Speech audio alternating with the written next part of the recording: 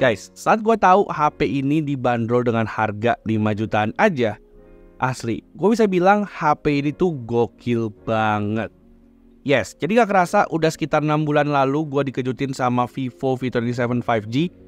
Dan sekarang ini ternyata udah ada penerus atau suksesornya nih, yaitu Vivo V29. Bisa gue bilang setelah kemarin itu gue ngabisin waktu sama Vivo V27 5G, gue itu jadi punya ekspektasi yang tinggi sama penerusnya yang satu ini. Dan setelah 2 minggu gue pakai HP ini, sekarang gue pengen sharing ke teman-teman nih. Kira-kira gimana experience-nya pakai Vivo V29 ini. So pastiin dulu teman-teman nonton videonya dari awal sampai akhir. Dan buat teman-teman yang udah penasaran sama Vivo V29 ini, yuk tanpa lama-lama langsung aja check this out.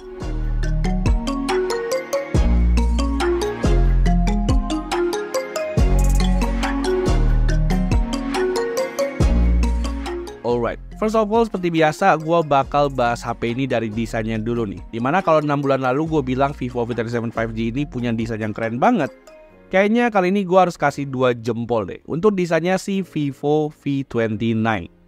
Hadir dengan 3 warna keren yaitu Velvet Red, Noble Black, dan juga Peak Blue. Kayaknya Vivo kali ini pengen lebih ngejangkau semua orang nih, gak cuma buat cowok, tapi kali ini kelihatannya emang Vivo lebih seimbang dengan adanya warna Peak Blue yang pakai teknologi 3D Magnetic Particle. Warna ini tuh bisa dibilang adalah warna yang bakal disukain sama cewek-cewek, karena saat doi gue pertama kali lihat varian warna Peak Blue dari Vivo V29 ini, dia langsung approve dan dia langsung bilang kalau dia itu suka banget sama desainnya. Lalu kalau kita lihat dari segi bentuk bodinya sih, HP ini emang masih mengusung ultra slim 3D curve screen. Cuman yang bikin nyaman menurut gua ada dari bobotnya yang enteng banget, sama bodinya yang super tipis, dimana bodinya ini cuman 7,46 mm aja. Bisa dibilang Vivo V29 adalah yang paling tipis di kelasnya, karena dibandingin sama kompetitor pun berasa banget kalau Vivo V29 ini punya bodi yang lebih tipis sama lebih compact di tangan. Nah, balik lagi ke bagian belakang, di sini Vivo V29 juga masih ngadirin fitur Aura Light Portrait. Cuman kali ini emang ada beberapa hal yang agak beda nih. Sekarang ini ukurannya tuh udah lebih gede, sama fiturnya juga lebih banyak lagi. Jadinya mungkin nanti kita bakal bahas lebih lanjut di sektor kameranya. Tapi sekarang mungkin kita berlanjut ke bagian depan nih, yang bisa dibilang ini adalah salah satu faktor juga yang bikin HP ini kelihatan makin keren.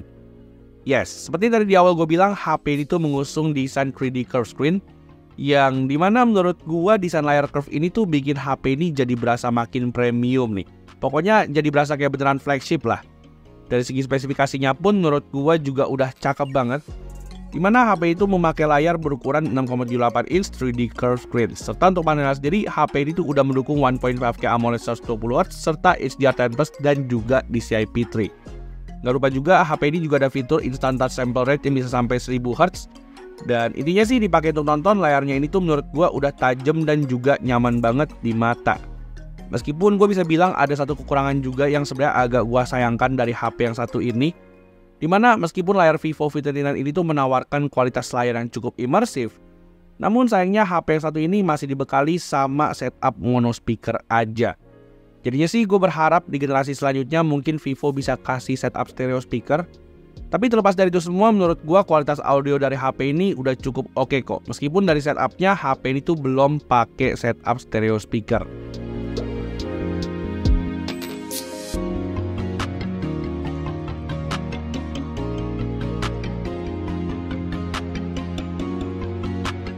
Nah, lanjut setup berikutnya yaitu ngebahas soal performa dan juga user experience dari Vivo V29 ini. Di sini mungkin pertama-tama gue bakal bahas rekap speknya dulu nih. Dimana HP itu dibekali dengan chipset Snapdragon 778G. Dan untuk RAM sendiri, HP itu dibekali dengan RAM 8GB serta storage 256GB. At least untuk varian yang gue pegang untuk saat ini. Di sini mungkin buat temen-temen yang RAM holic atau yang ngerasa RAM-nya masih kurang, HP itu bisa di-up lagi pakai extended RAM sampai 8GB. Tapi kalau seandainya teman-teman masih ngerasa kurang juga, ada lagi varian baru nih, yaitu RAM 12GB dengan varian storage 512GB. Itu asli gue nggak tahu cara menuhin filenya tuh gimana. Tapi yang jelas kalau seandainya teman-teman emang butuh memori segede itu, HP ini tuh juga udah tersedia dengan varian RAM dan juga storage yang lebih gede. Terus lanjut, kalau seandainya kita ngomongin soal user interface, HP itu udah pakai Vantage OS 13 dengan basis Android 13 juga. Tapi mungkin buat teman-teman yang udah kenal sama channel ini dan udah nonton beberapa kali HP Vivo yang udah gua review, di sini gue punya tips and trick buat teman-teman tiru. Dimana kalau seandainya teman-teman nanti beli Vivo V29 ini, teman-teman bisa langsung aja matiin beberapa notifikasi dari app bawaannya. Sama bisa juga uninstall beberapa bloatware yang ada di Vivo V29 ini. Kalau udah, gue yakin teman-teman pasti bakal puas banget sama experience Vantage OS di smartphone yang satu ini. Karena sebenarnya HP ini nggak cuman buat kebutuhan daily aja nih, tapi untuk dipakai gaming pun menurut gue HP ini tuh masih ngebut banget.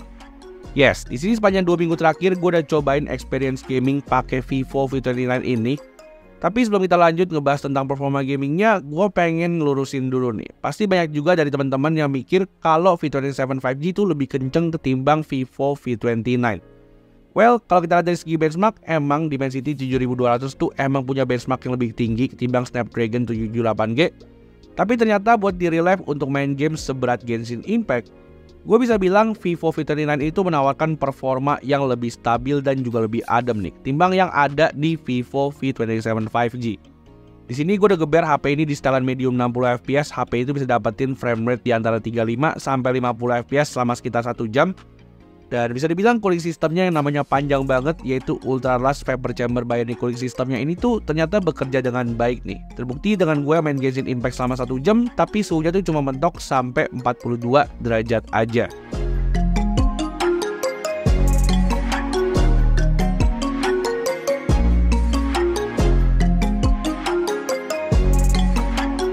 Lalu lanjut ke satu berikutnya, yaitu ngebahas soal baterai dan juga charging. Gue ada sedikit cerita lucu tentang Vivo V29 ini.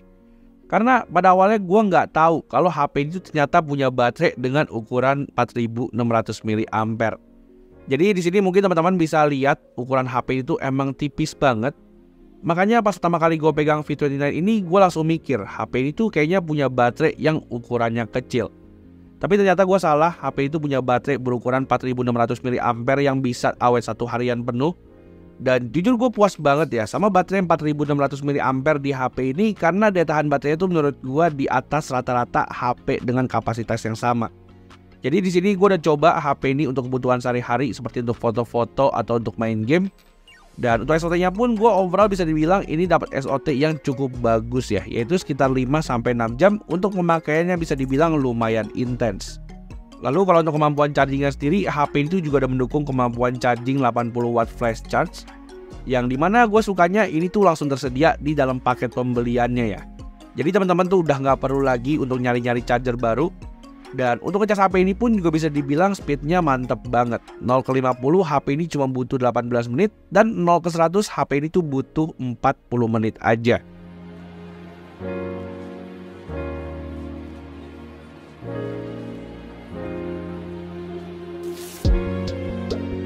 Nah, lalu lanjut ke sektor andalan dari Vivo V29, yaitu adalah sektor kameranya. Di sini mungkin gue bakal langsung jabarin aja setup kamera dari Vivo V29 nih. Dimana HP itu membawa kamera utama 50 megapiksel OIS Ultra Sensing kamera. Dan selain itu HP ini juga ditemani dengan kamera 8 megapiksel super wide angle dan juga 2 megapiksel untuk monokrom kamera. Lalu untuk kamera depannya sendiri, Vivo V29 itu bawa kamera depan beresolusi 50 megapiksel AF. Dan sesuai dengan namanya, di sini tuh berarti kamera depan dari V29 ini tuh udah support sama fitur autofocus. Hasilnya gimana? Well, jujur sih to the point aja ya. Menurut gua ini adalah salah satu HP 5 jutaan dengan kamera terbaik di tahun 2023. Teman-teman coba lihat deh, dari segi warna, detail, HDR, serta highlight, semuanya ini tuh menurut gua memuaskan banget di kamera utamanya. Dipakai untuk foto objek atau foto orang pun, HP ini juga punya karakter natural bokeh yang cakep banget. Dan untuk kamera super wide angle-nya pun menurut gua HP ini juga udah masuk kategori yang cukup lumayan lah, meskipun emang nggak se-stand out kamera utamanya.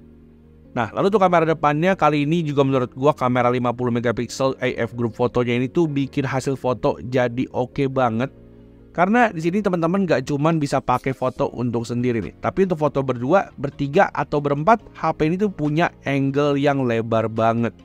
Dari segi hasilnya pun menurut gua ini juga udah cukup sharp dan juga punya mode portrait yang cukup rapi. Dan balik lagi kamera belakangnya, HP ini juga punya fitur yang killer banget, yaitu fitur Aura Light Portrait with Smart Lighting Control. Jadi dengan fitur terbaru di Aura Light Portrait-nya ini tuh teman-teman bisa atur temperatur warna yang pengen dikeluarin sama Aura Light Portrait-nya. Dan di sini teman-teman juga bisa set dengan mode auto nih. Jadinya di sini Aura Light Portrait-nya tuh bisa nyesuaiin sama kondisi environment teman-teman. Di sini untuk foto orang, terutama untuk kondisi cahaya tertentu, ini tuh menurut gua ngebantu banget. Dimana teman-teman mungkin bisa lihat ya perbandingan foto pas gua nggak pakai fitur Aura Light Portrait ini tuh berasa beda banget ketimbang kalau gua pas pakai fitur Aura Light Portrait-nya. Teman-teman bisa lihat foto doi gua yang kurang ke-highlight di foto ini, tapi setelah pakai Aura Light Portrait tuh jadi langsung auto cakep. Dan bisa dibilang V29 ini tuh jadi HP favorit gua nih untuk fotoin doi gua di kondisi low light kapanpun dan juga dimanapun.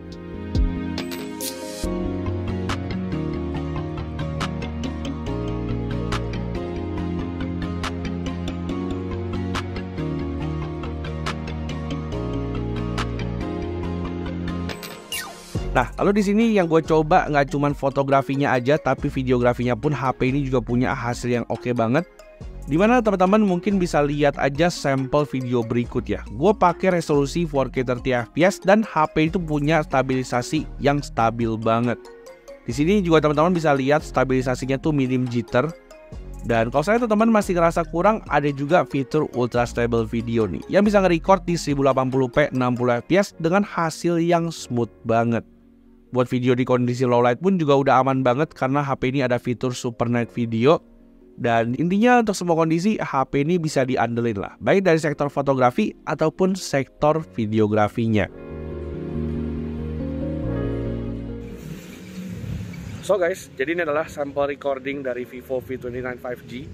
Dan ini gue suka banget ya, karena diantara HP-HP mid-range yang ada di pasaran sekarang, kayaknya cuman V29 5G aja deh yang bisa nge-record kamera depan sampai 4K 30fps. Hasilnya kurang lebih kayak begini. Menurut teman-teman gimana buat stabilisasinya sama audionya? Kalau dari preview sih ini udah cukup lumayan ya, tapi kira-kira gimana nih untuk hasil akhirnya?